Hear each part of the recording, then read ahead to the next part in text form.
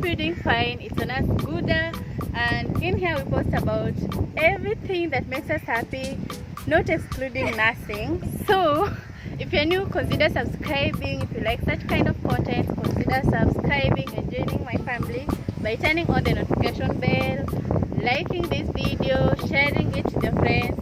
So meanwhile, today we just started to talk about being a nurse during the COVID season, what it entails to work in a COVID or isolation unit, and what it also entails to work in the general nursing ward during this COVID season. So today I have a friend of mine who will be the guest on the video.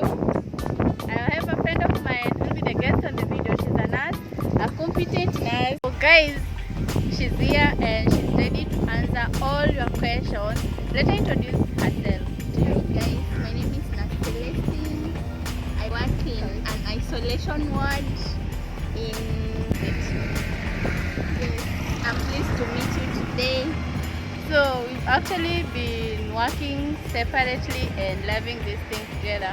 So most of you have been asking, like, how does it feel like to work in the isolation unit during this season, and how does it feel like to work in the general ward during this season? So she'll be there to answer the questions during, like, working in the isolation unit. I'll be there to answer the questions. Sorry for the waves, we are at the beach side. So she'll be there to answer the questions working in the isolation unit. I'll be there to answer the question working in the private ward. So you won't see us both on camera, but you'll be there answering your questions. Hi Celestine. Hi Sharon. So people have been wondering, like, what is an isolation ward or what is an isolation unit? Can you please tell them what it is? An isolation unit is a place where when you are suspected of a condition or you have been found to be positive of a condition. Previously mostly it was TB, but in 2020 it has been all about COVID-19. So if you have been suspected to have COVID-19, you are put in a quarantine, that is in an isolation ward, to minimize transfer of the infection for other people. So we isolate you we seclude you in an isolation ward. We do our COVID PCR test. When you turn positive, we continue with management. When you turn negative, under treatment as per your diagnosis. So I can relate that COVID started in Kenya. The first case was around March or February. Yes. Within that period. So how long have you worked in the isolation unit? I've worked in isolation now. It's the 7th month. How does it feel like? Initially it was frightening. We were anxious, full of fear. Right now, as the days go by, we are allaying our anxiety. We are coping up very well. As long as we have the gadgets and the PPEs, we are good to go. Oh, so you mentioned about the PPEs. What are the kind of PPEs that you put on? Yes. I saw a photo of yours in a certain gadget, and I wondered what was it. Actually, we use the apron, that is the 3M suit. Okay. We use the goggles. We have the face shield. We have the shoe covers. Shoe covers? Yeah, we use the shoe covers. Then we have the hair cap. Of course, you also have gloves. So before you attended or before you started working in the isolation unit, were you trained or were you asked to volunteer, or did you just decide? Did they just choose you to work there, or what happened really? Actually, they selected a number of nurses who are willing to work in an isolation ward. We were trained on how to go about the condition, on how to handle the patients, and on how to don and doff, and the precautions we were to take before attending to our patients. So I think I've asked you about yourself, and let me ask you about the patients. How are the patients responding this, and what happens when you're admitting your patient to the unit? So when we admit our patients to the unit, of course, the relatives don't accompany the patients to the isolation ward. Once a patient enters the isolation ward, it is the patient, the nurse, the doctor, the housekeeper, and the other medical team. So what happens? We admit our patients, we oriented them. Main mode of communication between the nurse and the patient is through a phone call. That's our mode of communication. So how does it feel for the patient now that it seems like if a patient is really not sick, you won't see the patient or you won't attend to the patient because you'll be calling them? So the patients actually, they are anxious before entering the isolation ward. We reassure them. We make sure we are giving them constant feedback as much as possible. And then we have the call bells. Whenever the patient is in need, the patient will always ring the bell, and as a nurse you call the patient and you respond to him or her. If it's an emergency, like the patient has fallen in the bathroom, the patient is desaturating, is not feeling well, like on this week, we will don our PPs, we shall go into the patient and actually see the patient and make sure that we actually capture the actual information from the patient. We don't just leave them like that. So is there any hospital policy about attending to the patients, or you guys just let the patient stay in the unit? No, our unit has a policy, and once we started the isolation care, there was this thing we put in place called synchronization of care. Okay. This means in the morning when you arrive, you greet your patients via phone calls. They say anything they need. Midday, you go inside, give the patients medication, you give them lunch. Of course, the morning nurse had already given them any problem. The doctor on round also should be ready. You go inside with the doctor, you do the ward round. After that, you go out. So have you lost any patient in the unit? Yeah, severally. Initially, we thank God patients were not losing their lives. They were coming out successfully. But once the second wave hit us, it really hit the patients strongly. We have been losing patients. A number of patients have been leaving us. Of course, the Covid-19 has really affected patients with comorbidities, those hypertensive, those diabetic patients. They have really suffered a lot. We find a case whereby the patient is dyspneic, is saturating at less than 90%. He's been on oxygen, high flow, double flow oxygen. So this patient's condition does not go on very well. We are forced to go into ventilation. The patient is put on a vent. We continue with our care. If all goes on very well, the patient survives. If all doesn't go on very well, the patient leaves us. So like for relatives, imagine in a scenario or a husband comes and turns positive and the wife is negative. So does it mean that the wife will go home and the husband remains in the hospital? And does it mean that the wife will be coming to visit the husband, or they just communicate through the phone? Yes, what happens here, actually, if the wife turns negative, that is a blessing, because we seclude now the husband in the isolation ward to minimize infecting the rest of the family. So we really encourage such kind of a case, that the one who is positive to remain in the isolation ward, the one who is negative will go home. In the part of visiting, yes, the wife comes. In case she has any inquiries, we have our desk there where she will come and knocks. The nurse will go brief her about how the patient is doing. But we encourage the husband to ensure that the wife is being called. If they want to communicate, they should do a video call. We find that we have installed a Wi-Fi for our patients. Wow. Whereby there is no problem in communicating through the phone.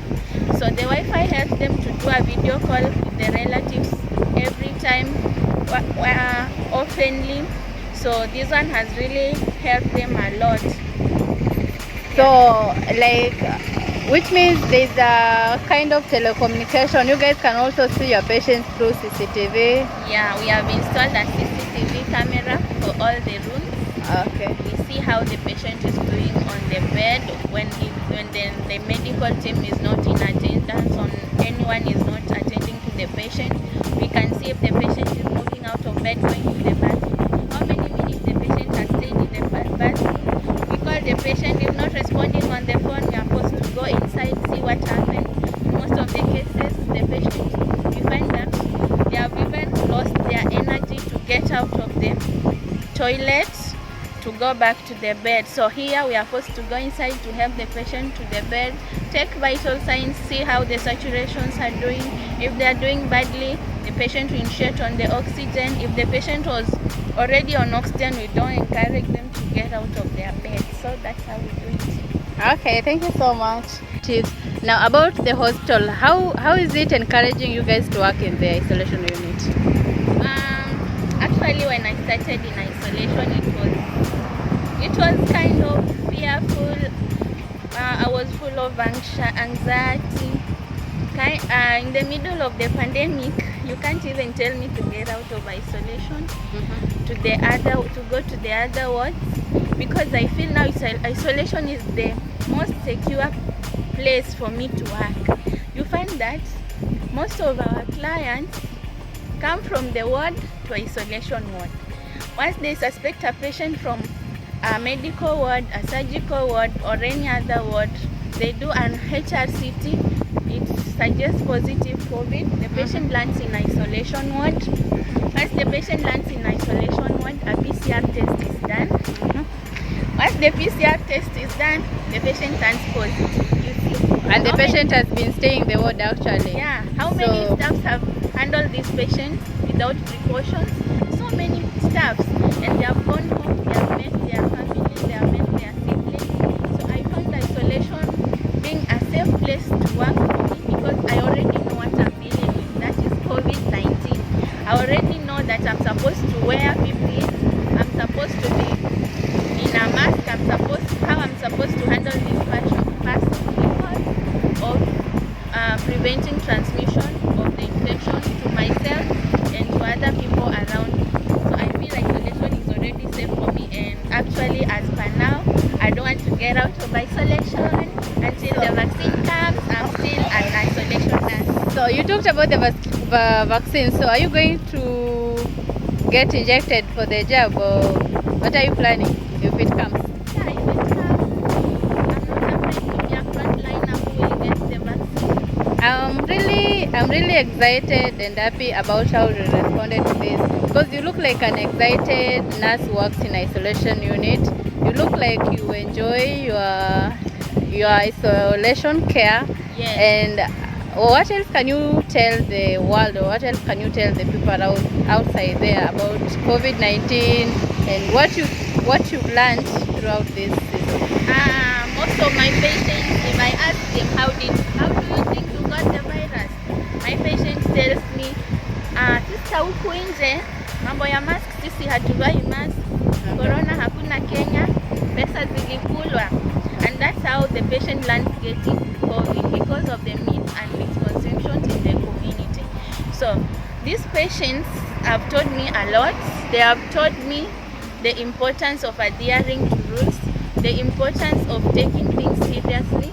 Like after they get infected is when they say, yes, there is COVID. But at home, everyone else is okay. Until even you take their PCR to turn positive is when they accept. Even they really demand a printout for the result to just ensure that it is positive. So isolation has really been a very encouraging point of me, and it has helped me to appreciate life. Actually, life, if you are breathing, if you are really waking up healthy, you should really thank your God. And through isolation care, I've learned that you can't buy life with anything, because COVID has really not selected anyone it will attack and anyone it will spare. Kindly take precautions, wear your mask, wash your hands, and use your sanitizer. COVID is real, COVID is killing, and it is the worst part of it. Kindly take precautions. So thank you so much. It has been nice having you around, and I wish that people would really take in what you told them serious. Thank you. Welcome. Say bye to them. Bye. So you guys have just had a good conversation with Nurse Celestine, who's proudly working in an isolation unit, and as you've heard, she's talked much more about working in isolation unit. She's happy working there, and she's really taking good care of her patients. She appreciates life, she appreciates sickness. Even when the patients are at their lowest, she's always there to take care of them. So how it feels like working in a general or in a private hospital or in a